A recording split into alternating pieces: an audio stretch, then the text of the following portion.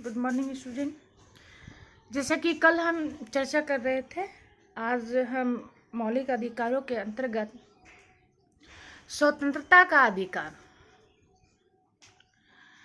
कल हमने पढ़ा था अनुच्छेद 14 से 18 के अंतर्गत हमें मौलिक अधिकार समता का अधिकार प्राप्त हुआ है। तो समता के अधिकार के अंतर्गत जो अधिकार थे वे इस दृष्टिकोण से बनाए गए थे कि सामाजिक दृष्टि से हमें किसी भी प्रकार का भेदभाव न बर्दाश्त करना पड़े, सामाजिक स्तर पर, व्यवहारिक स्तर पर, राजनीतिक स्तर पे। तो अनुच्छेद 14 से 18 तक सामाजिक समता का अधिकार के बाद अब हम मौलिक अधिकार का एक महत्वपूर्ण अंग या भाग अनुच्छेद 19, इसके अंतर्गत हमें स्वतंत्रता का अधिकार प्रदान किया गया है।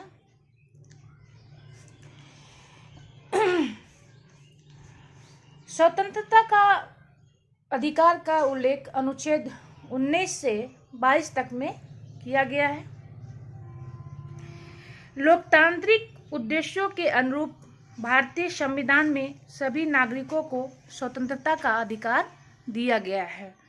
इस अधिकार का वर्णन अनुच्छेद 19 से 22 तक किया गया है।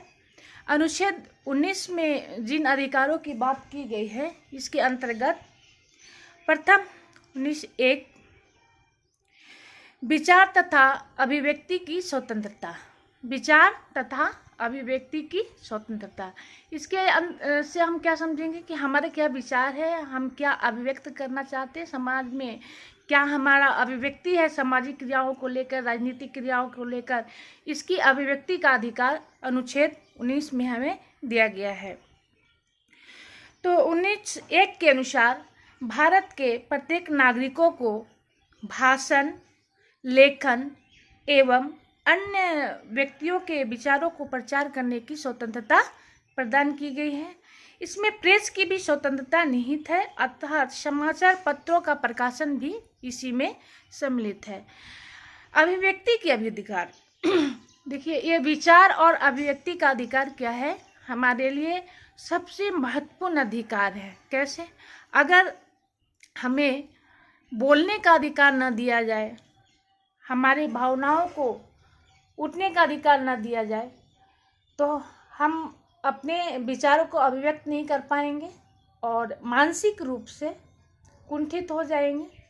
तो लोकतंत्र में जो है सबसे बड़ा अधिकार अभिव्यक्ति का अधिकार होता है। मतलब आपके अंदर क्या चल रहा है, आप इस टॉपिक के बारे में क्या सोच रहे हो, आप अपने विचार अभिव्यक्त कर सकते हैं। जब तक आप अपने विचार को अभिव्यक्त नहीं करेंगे, तब तक उसका कोई प्रतिक्रिया नहीं होगी और आप जो है आपका व्यक्तित्व का दमन हो जाएगा। तो अभिव्यक्ति के अधिकार, बोलने का अधिकार एक बहुत ही बड़ा अधिकार है लोकतंत्र में। जैसे अगर सब कुछ दे दिया जाए, सब अधिकार दे दिया जाए और उस पे आपको अपनी अभिव्यक्ति का अधिकार न दिया जाए, तो आप कुछ भी नहीं कर पाएंगे। क्यों? क्योंकि सब अधिकार होते हुए भी हम अपनी इच्छा, अपने बातों को अगर प्रकट नहीं करते हैं, तो हमारे ये अधिकार निरर्थक है। जैसे जानवरों को भी अधिकार है, भोजन का अधिकार, आश्रय का अधिकार, लेकिन वो बेचारे हमसे बातचीत नहीं कर सकते हैं। उनको अपने कम्युनिटी में अपनी भाषा में बात करनी है। तो आप देखिए कि जो जितने भी पशु हैं, जैसे गाय हो, बकरी हो, उसको सब बांध के रखते हैं, खाना खिलाते हैं, आश्रय भी देते हैं, लेकिन उनको बांध के रखते, कहीं भाग ना जाए। तो वह यहाँ पर क्या है कि उनकी अभिव्यक्ति के अधिकार को मनुष्य ने दबा दिया है, वो अपने विचार को अभिव्यक्त नहीं कर सकते। लेकिन हम मानव हैं और मानव के लिए, विकास के लिए सबसे बड़ी बात है उसकी अभिव्यक्ति, अभिव्यक्त कर सके। आपने क्या कहा, उस पर मेरा क्या विचार है, इस बात को जब तक हम अभिव्यक्त नहीं करेंगे तो हम जीवन में आगे नहीं बढ़ पाएंगे। इसमें प्रेस की भी स्वतंत्रता है। जब हम न्यूज़पेपर में देखते हैं तो बहुत सारे आर्टिकल्स पढ़ते हैं जिसमें व्यक्तिगत विचार भी होता है। तो ये क्या है, ये भी अभिव्यक्ति का ही अधिकार है। सरकार की आलोचना भी करने का अधिकार हमें प्रेस के माध्यम से ही है। हम संयमित भाषा में निर्धारित जो भी हो उसके अंतर्गत अपनी बातों को कहने में, आलोचना करने में भी सक्षम है। ऐसा नहीं है कि हमें जो भी डिसीजन दिया गया है और उस पर हम चुपचाप बैठे रहे, हम उस पर कुछ ना करें, ऐसा नहीं होता है। और खास करके प्रजातांत्रिक देशों में स्वतंत्र अभिव्यक्ति है। जैसे आप देखोगे कि कम्युनिस्ट प्रदेशों में जो है न्यूज़पेपर की आज़ादी नहीं है। जैसे जस्ट लाइक आप देख लीजिए अभी चीन, वहाँ पर साम्यवादी शासन व्यवस्था है, इसलिए वहाँ के लोगों को इस प्रकार की स्वतंत्रता प्राप्त नहीं है। जो भी होता है वो सरकार के माध्यम से होता है, न्यूज़पेपर या जो भी कुछ हो, इंटरनेट, वह सरकारी उपक्रमों के अंतर्गत है। सरकार जिन न्यूज़ को चाहेगी उसको ही प्रकट होने देगी, अदरवाइज वहाँ पर अभिव्यक्ति का अधिकार जो है लोगों को नहीं है, वो भी सरकार के विरुद्ध तो विशेष कर नहीं है।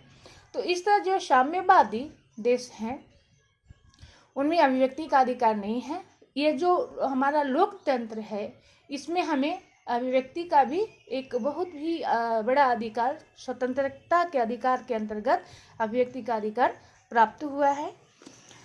दूसरा है अनुच्छेद 19(2) निशस्त्रपूर्ण एवं शांतिपूर्ण सभा करने की स्वतंत्रता। संविधान अनुच्छेद 21 ख के अनुसार सब नागरिकों को बिना अधिकार के शांतिपूर्वक ढंग से सम्मेलन या सभा आयोजित करने का अधिकार प्रदान किया गया है। आप जैसे अपने बातों को विचारों के माध्यम से रखते हैं, इसके अंतर्गत सभा बुला के रखते, धार्मिक सम्मेलन होता है, देखिए यहाँ पे जातीय सम्मेलन होता है, भाषाई सम्मेलन होता है, शिक्षक सम्मेलन होता है, किसान सम्मेलन होता है। तो वहाँ पर जो है अपने अपनी सभा बनाते हैं, उस सभा के सदस्य आते हैं और शांतिपूर्वक, जिसमें हम शस्त्र न रख सके, हाँ, जैसे अहिंसक ढंग से, ये नहीं कि हिंसक ढंग से हम शस्त्र लेकर सभा कर रहे हैं, कोई भी आए और उड़ा दिया तब तो ये बहुत बड़ा विवाद हो जाएगा। तो निशस्त्र ढंग से हम सभा आयोजित कर सकते हैं। अच्छा, इसमें क्या है कि जब हम सभा आयोजित करते हैं तो हमारी कम्युनिटी वहाँ पे बैठती है और उस कम्युनिटी से हमें ये पता चलता है कि क्या हो रहा है, क्या नहीं हो रहा है, क्या होना चाहिए। हम अपनी मांग को, हम अपनी आलोचनाओं को एक संगठित रूप में भी प्रस्तुत करते हैं। किसके माध्यम से? सभा और सम्मेलन के माध्यम से। तो वह भी हमें करने का अधिकार प्राप्त है। तीसरा है 19(1) ग के अनुसार सब नागरिकों को समुदाय और संघ बनाने की स्वतंत्रता प्रदान की गई है। इस स्वतंत्रता पर भारत की प्रभुसत्ता व अखंडता अथवा सार्वजनिक व्यवस्था या नैतिक हित में राज्य की ओर से उचित प्रतिबंध लगाए जा सकते हैं। नागरिक जो है प्रभुता, अखंडता, अगर आप सभा सम्मेलन कर रहे हैं तो उस सभा सम्मेलन से कोई ऐसी बात ना आ जाए जिसमें भारत सरकार की स्वतंत्रता पर, प्रभुसत्ता पर, अखंडता पर किसी भी प्रकार का प्रभाव पड़ने जा रहा है। ठीक है, क्योंकि आपको जो स्वतंत्रता मिली है वो आपके व्यक्तित्व के विकास के लिए मिली है, समाज के विकास के लिए मिली है, न कि आपको जो है न कि आपको लड़ाई झगड़े करने के लिए मिले है। आपको जो भी अधिकार मिले हैं वह आपके जो है देश की रक्षा सुरक्षा को देखते हुए उस पर प्रतिबंध लगाया जा सकता है। चौथा है भारत के किसी भी भाग में भ्रमण तथा निवास करने की स्वतंत्रता। भारतीय संविधान के 19(1) घ और च के द्वारा भारत के सभी नागरिकों को बिना किसी प्रतिबंध के भ्रमण करने तथा आवास की सुविधा प्रदान की गई है। इस पर अधिकार पर राज्य, सामान्य जनता तथा अनुसूचित जातियों के हित में उचित प्रतिबंध लगा सकता है। अब देखिए, भारतीय 19(1) के तहत नागरिकों को बिना किसी प्रतिबंध के परिभ्रमण करने तथा आवास करने की सुविधा। आप भारत के किसी भी कोने में जाकर भ्रमण कर सकते हैं, घूम फिर सकते हैं तथा अधिकार राज्य तथा अनुसूचित जातियों के हित पर उचित प्रतिबंध लगा सकता है। आप जैसे कहीं भी बस सकते हैं, लेकिन इसके लिए सरकार का एक विशेष नियम है। वह अपने कुछ अल्पसंख्यक जातियों को लेकर ये नियम बनाया है, ताकि जो है बहुसंख्यक वहां पर जाकर उनका अधिकार छीन न कर ले। इसलिए कुछ शर्तों के साथ जो है परिभ्रमण की स्वतंत्रता है, लेकिन भारत में हमें कहीं भी आने जाने, रोजगार करने की स्वतंत्रता प्राप्त है। यह हमारा क्या है, मौलिक अधिकार है और इसे कोई भी रोक नहीं सकता। कि जैसे आप, ऐसा नहीं है कि हम बम्बई नहीं जा सकते हैं, हम चेन्नई नहीं जा सकते, हम जाकर वहाँ पर रोजगार नहीं कर सकते हैं। कुछ नियमों के, कुछ शर्तों के तहत हम सब कुछ कर सकते हैं, हमें राज्य में ये सुविधा प्रदान है। और 5वां देखेंगे, व्यवसाय करने की स्वतंत्रता। संविधान के अनुच्छेद 19(1) के अनुसार सभी भारतीयों को वृत्ति, उपजीविका, व्यापार या व्यवसाय करने की स्वतंत्रता प्रदान की गई है, जिसमें सार्वजनिक हित का उद्देश्य निहित है। आपको कार्य करने की स्वतंत्रता प्राप्त है। आप कोई भी जीविका के माध्यम से अपना जीवन यापन करना चाहते हैं तो उसमें राज्य आपको दखल नहीं देगा। कोई भी व्यापार व्यवसाय जिसमें सार्वजनिक हित हो, ऐसा व्यवसाय हम नहीं कर ले। जैसे हम मान लो कि व्यवसाय कर रहे हैं और हम बम का फैक्ट्री बना दिए, तो उस पर तो तुरंत आघात हो जाएगा, सरकार तुरंत जो है एक्शन ले लेगी। तो ऐसा नहीं है, हम शांतिपूर्वक से जो भी नियम बनाया गया है उसके अंतर्गत कोई भी व्यवसाय करके अपना जीविका चला सकते हैं। 6वां है, अपराध सिद्धि के विषय में सुरक्षा। अनुच्छेद 20 के तहत किसी व्यक्ति को तब तक अपराधी नहीं ठहराया जा सकता जब तक अपराध के समय में लागू किसी कानून का उल्लंघन न किया गया हो और न किसी एक अपराध के लिए एक से अधिक बार दंड दिया जा सकता है और न ही किसी व्यक्ति को अपने विरुद्ध स्वयं साक्षी होने का, जैसे गवाह होता है ना, वैसे हम किसी व्यक्ति को नहीं कर सकते कि तुमने अपराध किया है, तुम कबूलो कि मैं गवाही हूँ कि मैंने ऐसा किया है। ऐसा करना भी निषिद्ध है। दूसरा जो है, इसमें अगर कोई व्यक्ति, किसी व्यक्ति ने कोई अपराध किया है तो उसे एक अपराध के लिए 10 दंड नहीं मिलेंगे, उसे एक बार ही दंड मिलेगा। और जब तक यह सिद्ध नहीं हो जाता कि वह अपराधी है, उसे अपराधी घोषित नहीं किया जा सकता है। कानूनन उल्लंघन है इसका। 7वां है, जीवन और शरीर रक्षण की स्वतंत्रता। संविधान के अनुच्छेद 19 के अनुसार किसी व्यक्ति को अपने प्राण अथवा शारीरिक स्वतंत्रता के अधिकार को मान्यता प्रदान की गई है। विधि द्वारा स्थापित प्रक्रिया को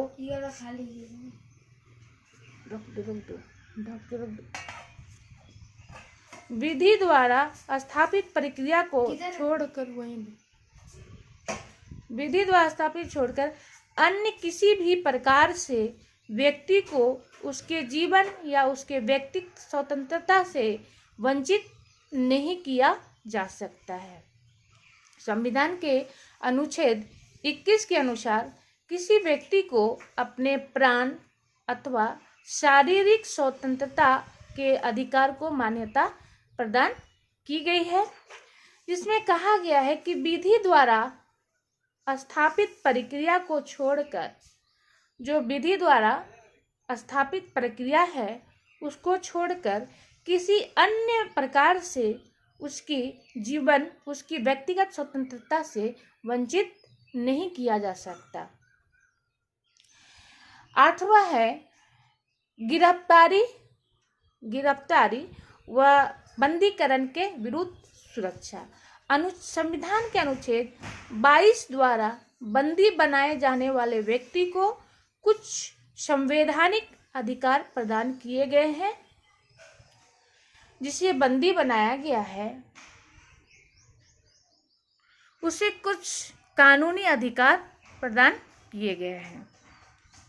किसी व्यक्ति को बंदी बनाने के पश्चात यह आवश्यक है कि उसे 24 घंटे के अंदर निकटतम न्यायाधीश के समय निकटतम मजिस्ट्रेट के सम्मुख 24 घंटे के अंदर प्रस्तुत करना अनिवार्य होता है।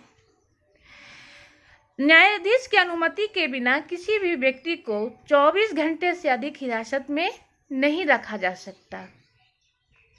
इस अवधि में उस व्यक्ति को किसी वकील से परामर्श करने अथवा प्रतिरक्षा करने की व्यवस्था का भी अधिकार है। अगर मुझे किसी अपराध में मुझ पर कोई अपराध लगाकर या मैं अपराधी हूँ ऐसा कहकर बंदी बनाया गया है, तो बंदी के भी कुछ अपने अधिकार होते हैं। ऐसा नहीं है कि पुलिस उसे अपने जेल में ले गया और उसको टॉर्चर करते रहेगा, बंद किए रहेगा। उसे 24 घंटे के अंदर किसी मजिस्ट्रेट के सम्मुख प्रस्तुत करना कि हाँ वह मुजरिम है, उसने यह अपराध किया है, यह अनिवार्य है। प्लस वह जो मुजरिम है ऐसा भी नहीं है कि अपनी बचाव में वह कुछ नहीं कर सकता। जैसे कि पहले राजतंत्र था या और भी अदर तंत्र थे, तो उसमें जो था कि एक बार अपराध घोषित कर दिया तो उसे बोलने का भी मौका कभी कभी नहीं मिलता था कि आखिर मैंने किया क्या है, मेरा अपराध क्या है। उसे दंड दे दिया जाता था, उसे एक मौका दिया जाता था कि तुम अपने अपराध को कबूल करते हो। तो कई बार उसको कबूलवाया भी जाता था कि हाँ मैं अपराधी हूँ। जैसे कि हम यूनान में देखेंगे, हमारे पॉलिटिकल साइंस के अंतर्गत जो प्लेटो के गुरु थे सुकरात, वहाँ लोगों ने उनको राजा ने पकड़वा लिया और कहा कि तुमने अपराध किया है। उसने बोला कि हाँ मैं अपराध किया हूँ, मैं सत्य बोलने का अपराध किया हूँ। तो क्या तुम अपने इस बात से मुकरोगे? नहीं, मैं सत्य के लिए नहीं मुकरूंगा। तो सुकरात को विषपान करने का दंड दिया गया कि राज्य के विरुद्ध में तुम बोले हो और तुम अपराधी हो, इसके लिए तुम्हें दंडित किया जाता है, तुम्हें प्राण देकर अपना दंड छुड़ाना पड़ेगा। तो सुकरात जब जेल में था तो उसे किसी ने ये परामर्श भी दिया जो उसके राज्य के ही थे कि तुम जेल से भाग जाओ, मैं तुम्हें सुविधा देता हूँ कि तुम इधर से भाग सकते हो। सुकरात ने कहा कि मैं अपने देश के जेल से नहीं भागूंगा, क्योंकि मेरे राष्ट्र की नाम पर हमेशा कलम लग जाएगा कि रोम ने कैसा कोषागार बना रखा है जहाँ पर अपराधी भाग जाते हैं। और दूसरे दिन जो है उसे फिर कहा गया कि तुम अपने निर्णय को बदल लो, तुम्हें मृत्युदंड नहीं मिलेगा। उसने कहा कि नहीं, मैं सत्य बोला हूँ और सत्य का आवरण ही करूँगा, और उसने विषपान कर लिया। तो उस समय जो है राजतंत्र था, और जैसे कि हम जानते वैज्ञानिक पद्धति की खोज की जा रही थी, हर चीज़ को एक लॉजिक में एक तरीके के अंतर्गत अभिव्यक्त किया जा रहा था कि हर किसी का एक कारण है, बिना कारण कुछ भी नहीं होता। क्योंकि राजतंत्र था और राजा जो गलत बोले तो भी सही है, सही बोले तो भी सही है, क्योंकि राजा के चारों ओर जो मंत्रिमंडल थे वह उन्हें जैसा बताते थे, सिखाते थे, राजा वैसा ही करता था। प्लस राजतंत्र में बहुत ही मनमानी थी, राजा अपनी इच्छा अनुसार किसी को भी दंड दे सकता है। तो वो उस समय क्यों हुआ? राजतंत्र को बचाने के लिए हुआ।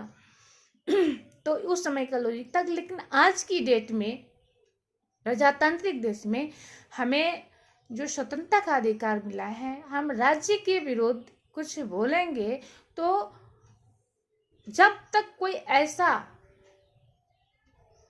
प्रमाण ना प्राप्त हो जाए कि मैंने राजद्रोह किया है, मुझे सजा नहीं प्राप्त होगी। प्लस मुझे भी बोलने का अधिकार है और इस पर बहुत ट्रायल केस चलते हैं। आप देखेंगे कि एक एक व्यक्ति जो मुजरिम सिद्ध हुआ है वह बहुत दिनों तक 3 साल 4 साल तक केस की सुनवाई चलती रहती है। अंततः उसको जो निर्णय होता है उसके अनुसार चलना पड़ता है।